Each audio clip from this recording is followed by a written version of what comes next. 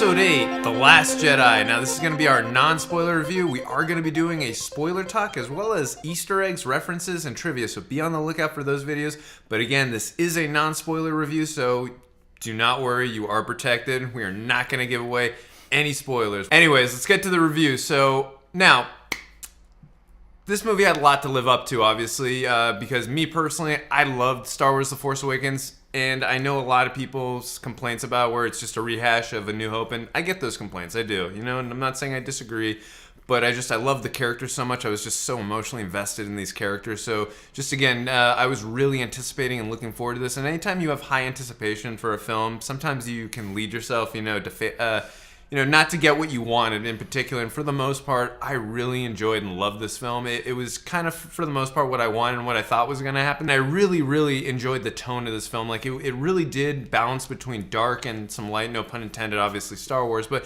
it did do a good job of giving off that dark vibe.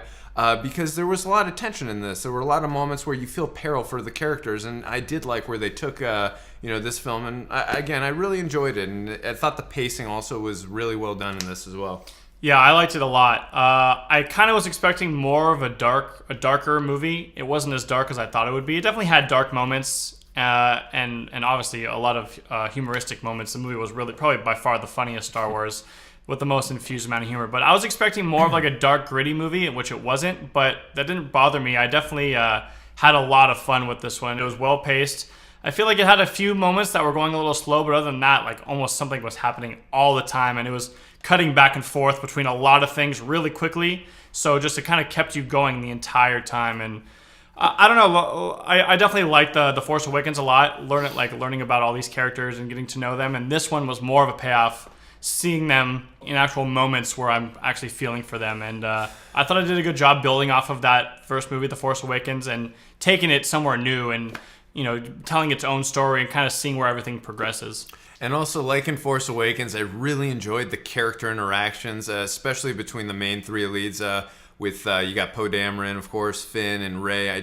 Anytime they're on the screen and they're interacting with characters, I just really, again, find myself very invested in these characters, and I find them very interesting. Yeah, and it's good to see every character have that full arc and learn the lessons that the movie has taught them, and like you said, be from one place and end up in another. And just, it was cool seeing pretty much how each of them kind of had lessons that they had to learn and took them in a place where maybe we weren't expecting them to go, but they are definitely now in a new place going forward into the next movie.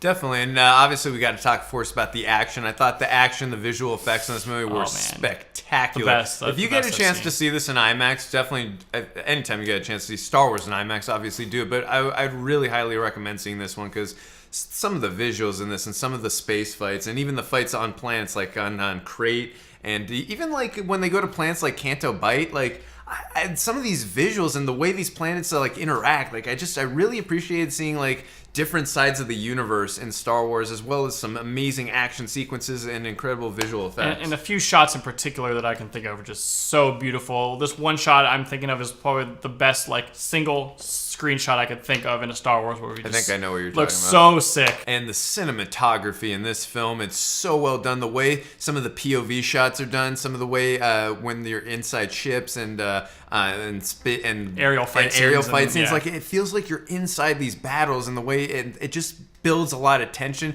because, again, you just feel like you're actually there with these characters. So I really enjoyed the cinematography and the locations that they found for this film. Some of the most beautiful and gorgeous locations. Again, just going to all these planets like Crate, Canto Bight. I really enjoyed seeing them and just, again, expanding the location side of the universe in Star Wars. Because anytime we get new planets, I really enjoy, seeing the different sides and the different names. I always wonder where they come up with those names. They're so interesting. Yeah. But I really enjoyed seeing that. And again, I think in particular, I really loved Crate, by the way, the salt mineral planet with all the red salt minerals. That was very interesting. In Canto Bight, it's all a gambling town. Just really interesting, and it kind of reminded me obviously of Vegas and stuff, but it's yeah. some really cool stuff. It's just, I loved it. And again, the visuals just add on to the incredible planets that we're getting. It just all blends into something really special. And I think this movie had a good blend of feeling new and fresh, but also just feeling like vintage Star Wars with certain scenes and certain shots and certain kind of new places and animals, that kind of thing. It just really gave me the full Star Wars vibe while feeling completely different than all the other movies. I know a big complaint of The Force Awakens was, it feels like the first movie, but this one was different. It was its own thing, and this movie had a lot of really like good moments. I thought there was no filler, but like certain moments in particular, I feel like it really stood out to me, and something that I want in a Star Wars movie. I was very happy, obviously, that they got Mark Hamill back, of course, to portray Luke Skywalker. He's one of my favorite heroes in any cinematic universe. So seeing him back again made me happy, and I just really, again, just embraced what they did with this character and just what he had to go through progression-wise, character-wise. I thought like it was an interesting place that they put this character, and by the end it was, again, just an interesting choice that they chose to take from beginning to end with what they chose to do in this film with the character. And they definitely answered a lot of questions that I had from The Force Awakens, like things that happened between him and Kylo Ren and just how that whole thing went down.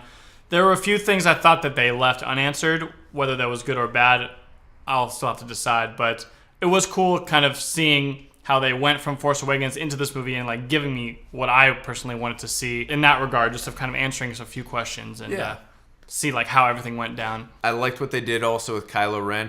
They gave him a little bit of an interesting character arc as well. And again, if you've seen The Force Awakens, you know that this character is conflicted about what happened with his father in the previous film in The Force Awakens. So again, I thought Adam Driver did a really good job of just, his facial expressions, just his emotions, just again showing us, that obviously this character is grounded because whenever he's frustrated, he obviously lets it out, and I love how they kept that going. He's emotional. But, yeah, he is very emotional, and it's understandable why. They did a good job in this film of showing you, why he's so emotional, why he is the way he is, and I just thought Adam Driver did a really good job of portraying this character, and I just keep looking more forward to, what we're going to continuously keep getting from this character. Yeah, I liked him in The Force Awakens, but I definitely liked him more in this movie, and I really loved his interactions with Rey, and that was a big part of this movie, which they had a few in The Force Awakens, but this one was really like a main focal point, and I thought all their scenes were really good, and I wasn't sure how it was all going to go down, and there were a few twists and turns here and there, but the way that they interacted I thought was really well done.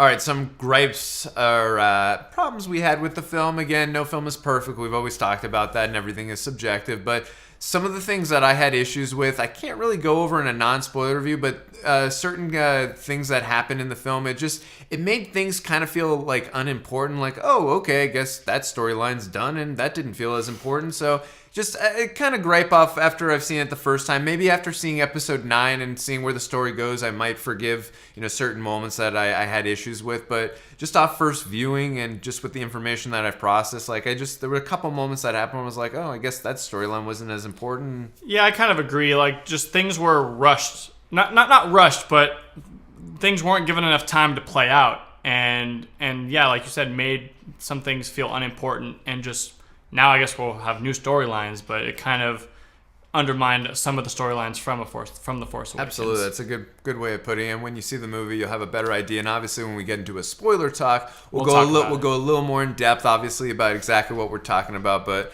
we don't want to spoil it for you, so we'll keep it at that. Wrapping up again, I thought this film had a lot of humor. The cinematography was gorgeous. It had very interesting characters, really good character interactions. The pacing for a 152-minute film was pretty good. There was maybe a couple slow moments, but overall was very well paced. Like I said, it was shot beautifully. The visual effects, the action were top-notch. The performances by all the actors were really very good. Also, too, I think I said earlier, the cinematography, I love the stamp that Rian Johnson put on the cinematography. Like, again, just the POV shots. Like, I just totally, like, when I watch this, I'm like, that's a Rian Johnson film just by the cinematography. So I thought he did a good job of putting his stamp on it. And again, it's very well directed as well. And I really enjoyed this film. Again, maybe a little couple gripes on some moments that happened in the story, but overall it's a good time. I really enjoyed it. It wasn't as dark as Jason alluded to earlier as I thought it was going to be, but there were some dark moments which I appreciated. Did a good job of balancing out and blending it all into one really good Star Wars film. And I'm going to give Star Wars The Last Jedi an 8.9 out of 10. Yeah, I think I'm going to go 8.5. I really did like this movie a lot. I had a lot of fun, really well-paced, fast-paced, a lot of action, a lot of just amazing visuals. Most of the storyline I thought was really good. A few moments here and there I was kind of questioning, and like we talked about earlier, kind of undermining a little bit of what happened in Force Awakens. But this movie pretty much had almost everything I would want in a Star Wars movie. Great action, great characters, and I love all the arcs that the main characters go through. And even the side characters have their own arcs too.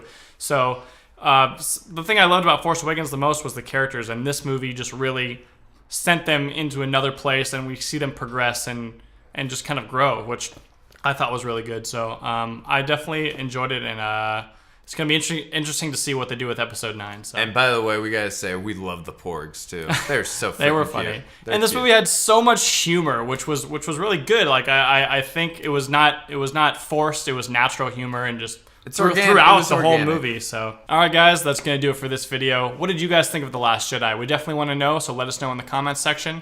We are going to be doing a spoiler talk as well as an Easter egg video for this movie, so be on the lookout for those. And if you guys like these videos, you can hit the subscribe button. See you guys next time.